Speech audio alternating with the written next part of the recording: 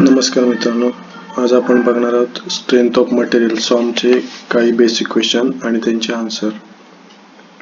तर याच्यामध्ये मी जास्त काही क्वेश्चन घेतले नाहीत, बेसिक थोडेच क्वेश्चन घेतलेत आणि याच्यानंतर मी एक व्हिडिओ बनवेन ज्याच्यामध्ये आपले मटेरियल प्रॉपर्टीज आहेत, हार्डनेस, टफनेस, डक्टिलिटी, ते काय ते आपण नेक्स्ट व्हिडिओमध्ये बघू.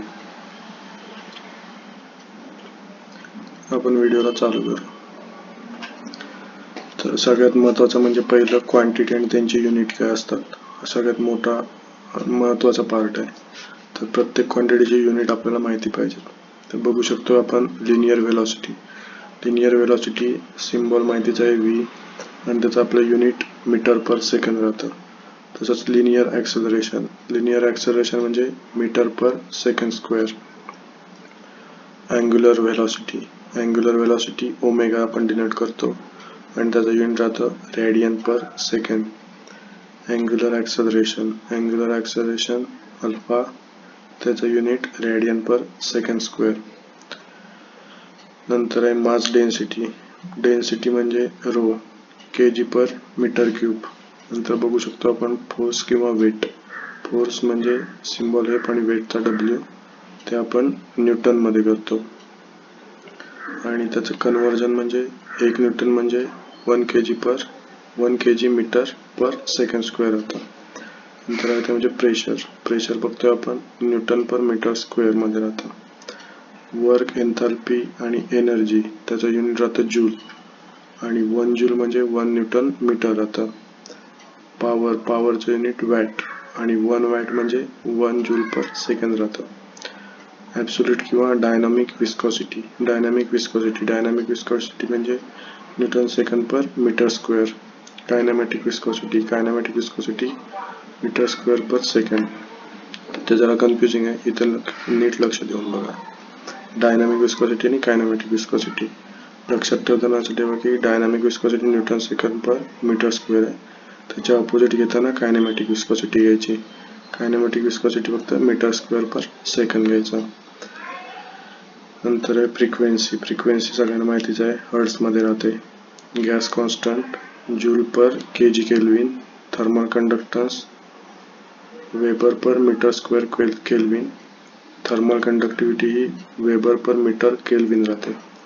आणि थर्मल कंडक्टिव्हिटीचे पण एक युनिट नीट बघून घ्या. नंतर आहे ते म्हणजे स्पेसिफिकिटी जूल पर kg केल्विन राहतं. नंतर आहे ते म्हणजे मोलार मास किंवा मोलिक्युलर मास kg पर मोल राहतं. युनिट आहेत एवढी युनिट आणि त्यांची क्वांटिटी आणि युनिट नीट बघून घ्या. त्यानंतर आता ते म्हणजे स्ट्रेंथ ऑफ मटेरियल म्हणजे काय. स्ट्रेंथ ऑफ मटेरियल म्हणजे ॲबिलिटी राहते मटेरियलची withstand and applied stress without failure. म्हणजे कुठल्याही मटेरियलची प्रॉपर्टी राहते, त्याच्यावर जरी आपण फोर्स लोड अप्लाय केला तरी ते ब्रेक होऊ शकत नाही सर्टन लिमिटपर्यंत. त्याला आपण स्ट्रेंथ ऑफ मटेरियल म्हणतो. नंतर आता ते म्हणजे व्हॉट इज स्ट्रेस. स्ट्रेस म्हणजे काय राहतं, when load is applied on any object then resisting force is induced. That resisting force per unit area of cross section is called stress. Stress म्हणजे काय, जर आपण एखाद्या बॉडीवरती कुठल्याही जेव्हा आपण फोर्स अप्लाय करतो तेव्हा बॉडीमध्ये इंटरनल फोर्स असतात, ते रेजिस्ट करतात की मटेरियल ब्रेक होण्यासाठी. तो जो रेजिस्टिंग फोर्स अप्लाय होतो इनसाइड बॉडी त्याला आपण स्ट्रेस म्हणतो. नंतर आहे ते म्हणजे define Hooke's law. Hooke's law म्हणजे काय, Hooke's law state that when material is loaded with elastic limit stress is directly proportional to the strain. तुम्ही stress versus strain ductile material, brittle मटेरियलची बघितली असेल, त्याच्यामध्ये पहिली लाईन आपली स्ट्रेट जाते, तो म्हणजे हुक्स लॉ. हुक्स लॉ म्हणजे काय, तर मटेरियल जो आपण लोड करतो विदिन इलास्टिक लिमिट तर stress directly proportional to the strain राहते. हा झाला आपला हुक लॉ. नंतर आहे व्हॉट इज स्ट्रेन. स्ट्रेन म्हणजे काय, स्ट्रेन म्हणजे change in dimension to the original dimension. म्हणजे एखाद्या गोष्टीची डायमेन्शन, ओरिजिनल डायमेन्शन काय होतं आणि सर्टन फोर्स अप्लाय केल्यानंतर त्याच्या डायमेन्शनमध्ये काय चेंज झाला त्याचा रेशो म्हणजे स्ट्रेन राहतं. आणि स्ट्रेनला कुठलं युनिट नसतं, कारण सेम क्वांटिटीची 2 युनिट असतात, त्यामुळे त्याला युनिट नसतं स्ट्रेनला. नंतर आहे ते म्हणजे type of stresses. Type of stresses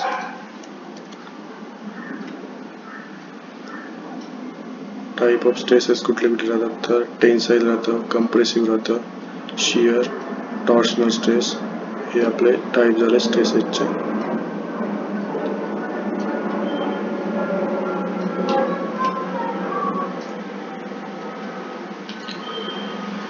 नंतर ते म्हणजे what is poisonous ratio. Poisson's ratio म्हणजे काय राहतं तर रेशो राहतो लॅटरल स्ट्रेन टू लॉंगिट्युडिनल स्ट्रेन म्हणजे Poisson's ratio. Factor of safety म्हणजे काय तर ultimate stress to the permissible stress म्हणजे राहतं आपलं फॅक्टर ऑफ सेफ्टी. नंतर आहे ते म्हणजे इलॅस्टिक कॉन्स्टंट. इलॅस्टिक कॉन्स्टंट कुठले कुठले आहेत Young's modulus, bulk modulus, modulus of rigidity, E, K आणि जी. यंग्स मॉड्युलस म्हणजे काय तर हा रेशो राहतो normal stress to the normal strain. Bulk modulus हा रेशो राहतो डायरेक्ट स्ट्रेस टू व्हॉल्युमेट्रिक स्ट्रेन. आणि मॉड्युलस ऑफ रिजिडिटी म्हणजे रेशो राहतो shear stress to shear स्ट्रेनचा. Okay. नंतर आहे ते म्हणजे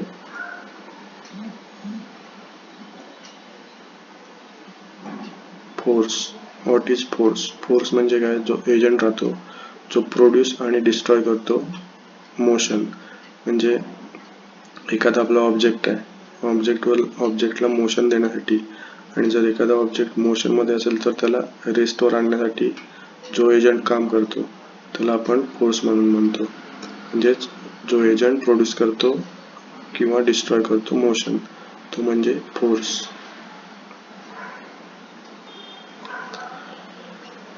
नंतर व्हॉट इज लोड. लोड म्हणजे काय तर कंबाईन इफेक्ट राहतं एक्सटर्नल अप्लाइड फोर्सेसचा ॲट एनी पॉईंट, त्याला आपण लोड म्हणतो. टाइप्स ऑफ लोड बघितलंच असेल आपण पुस्तकामध्ये, SFD BMD डायग्राम काढताना प्रॉब्लेममध्ये आपण बघितलं असेल. तर एक राहतो म्हणजे पॉईंट लोड, दुसरा uniformly distributed load, uniformly varying load आणि इम्पॅक्ट लोड राहतो. नंतर आहे तो म्हणजे व्हॉट इज टॉर्क. टॉर्क म्हणजे काय जो फोर्स रोटेशनल मोशन आहे बॉडीची ती फॉर्म करतो, म्हणजे force that causes rotational motion of body, त्याला आपण टॉर्क म्हणतो. नंतर आता what is torsional force. Torsional force म्हणजे काय जो फोर्स ॲक्ट करतो बॉडीवरती आणि तो बॉडीला ट्विस्ट करतो. म्हणजे ज्याप्रमाणे आपण कपडे पिळतो तेव्हा कसे ट्विस्ट करतो पिळण्यासाठी, तो म्हणजे टॉर्शनल फोर्स. त्या टाईपचा फोर्स म्हणजे हा टॉर्शनल फोर्स होतो.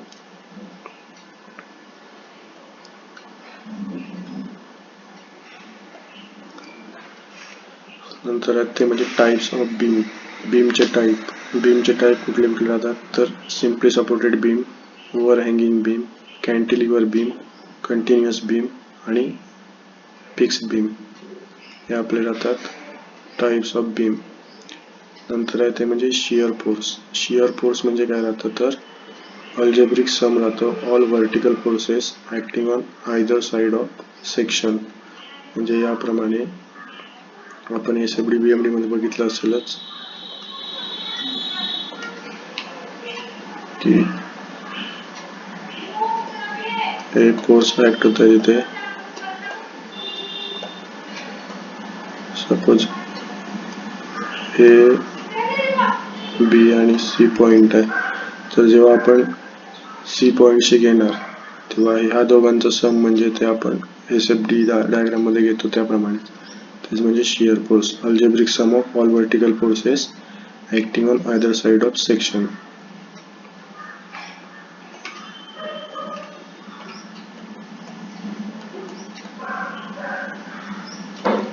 त्यानंतर बेंडिंग मोमेंट पण आपण BMD डायग्राम मध्ये काढतो तसंच. बेंडिंग मोमेंट म्हणजे अल्जेब्रिक सम राहतो all moments of forces acting on either side of section.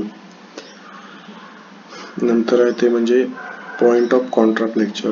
Point of contraflexure म्हणजे काय तर पॉइंट राहतो बीमवरती at which moment is zero, म्हणजेच curvature of beam changes the sine. जे आपण SF आणि BM डायग्राममध्ये बघितलं असेल की सर्टन व्हॅल्यू नंतर एक असा कर्व येतो जिथे आपल्या नॉर्मल लाईनला हे होतं आणि इथे वरती पॉझिटिव्ह आणि खाली निगेटिव्ह राहतं आपलं. त्याचं जे साईन चेंज होतं कर्वेचरचं तो म्हणजे पॉइंट ऑफ कॉन्ट्राफ्रॅक्चर राहतो. बेंडिंग मोमेंट मॅक्झिमम कधी राहते, तर शिअर फोर्स जेव्हा 0 राहतो तेव्हा बेंडिंग मोमेंट ही आपली मॅक्झिमम राहते. What is principal plane? Principal plane म्हणजे काय, तर plane on which shearing stresses are 0 त्याला आपण प्रिन्सिपल प्लेन म्हणतो. प्रिन्सिपल स्ट्रेसेस म्हणजे काय, तर प्रिन्सिपल स्ट्रेसेस म्हणजे stresses normal to principal plane त्याला आपण प्रिन्सिपल स्ट्रेसेस म्हणतो. टॉर्शनल इक्वेशन आपल्याला बराच वेळा विचारलं जातं. टॉर्शनल इक्वेशन काय आहे, तर T/J equal to tau by R equal to G theta by L हे आपलं आहे टॉर्शनल इक्वेशन. जर व्हिडिओ आवडली तर नक्की लाईक, शेअर आणि आपल्या चॅनलला सबस्क्राईब करा. आणि जर काही अजून शंका असतील तर कमेंटमध्ये जरूर कळवा. आणि यानंतर मटेरियल प्रॉपर्टीज आहेत, त्यानंतरचे मी नेक्स्ट व्हिडिओ त्याच्यावरती तयार करेन. थँक्यू.